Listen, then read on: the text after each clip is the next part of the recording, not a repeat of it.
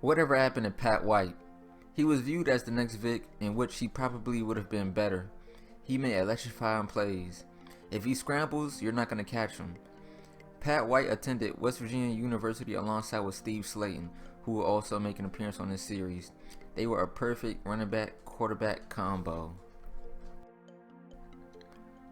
Pat White followed up with a tremendous freshman season with a great sophomore season, in which he passed for 1,655 yards and 13 TDs and rushed for 1,219 yards and 18 touchdowns. Now, who does that sound like to you?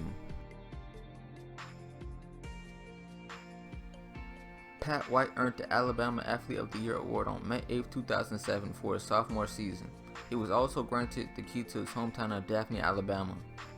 Pat White's all-purpose offensive totals of 2,878 yards is ranked third most of total offense in a single season in West Virginia school history, while his 1,219 yards rushing is the most ever in a single season by a West Virginia quarterback, breaking his 2005 record.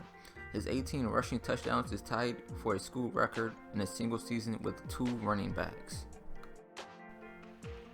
Pat White and running back Steve Slayton combined for 2,963 yards and 31 touchdowns rushing in the season.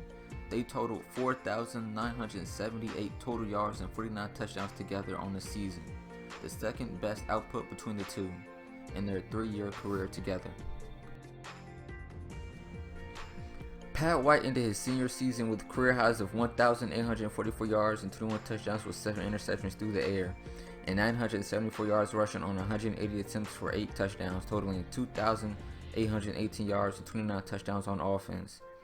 Pat White finished his career with 6,051 yards and 56 touchdowns passing, and 4,480 yards and 47 touchdowns rushing, a total of 10,531 yards and 103 touchdowns over his career. Pat White also finished his career 6th in the NCAA amongst the most career victories as a starting quarterback with 34 overall. In spite of all his accomplishments, Pat White was never an NCAA All-American and is not eligible for the NCAA College Football Hall of Fame. Now, I can go on and on about Pat White's awards and honors and accolades, but that's going to be a time-fulfilling moment, so I'm going to go on ahead and skip to his pre-draft measurables. Pat White's pre-draft measurables were a little something like this. He weighed in at 197 pounds, stood tall of 6 feet and 1/4, ran a 40-yard dash in 4.5, a 10-yard split in 1.6, 20-yard split in 2.6, a 4.42 20-yard shuttle, a 7.63 cone drill, a 35-inch vertical, a 9 feet and 9-inch broad jump, and a 24 Wonderlic test score. Pat White was drafted by the Miami Dolphins with the 44th overall pick of the 2009 NFL Draft. After being drafted, the Dolphins stated that Pat White would be in competition for the starting quarterback job with Chad Pennington and Chad Henne, while also being used in a wildcat formation as a receiver. On August 1st, 2009, the Dolphins agreed to terms with Pat White on a 4-year deal worth around $4.5 million, and the deal included $2.4 million in guaranteed money. Everything seemed good for Pat White until January 3rd, 2010, something horrible happened.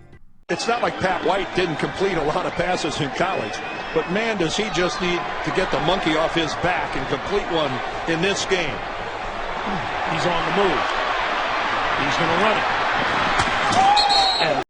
Damn! And that right there, ladies and gentlemen, is the reason why he's on the Whatever Happened To series. I mean, goddamn, Ike Taylor did this man dirty. Come to think about it, Steelers defensive players have an urge for putting a hit on Dolphins quarterbacks like this hit too.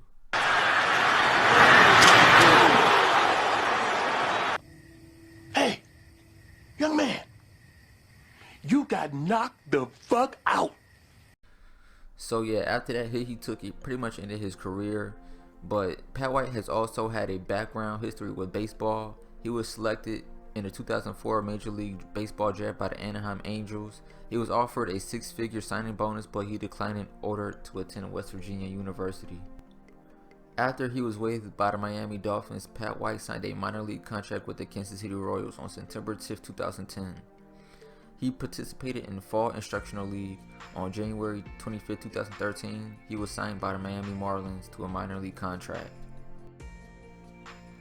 Alright, I hope you guys are enjoying the series so far. I'm gonna start trying to uploading this series more so on Fridays. If anything, I'm gonna still keep posting my single matches, what with the Madden challenge, all of that, Madden gameplay. Everything else will be on a different day, but I know for sure I will be posting this series every Friday. So with that being said, I hope you guys like, comment, subscribe, and alright, I'm gone.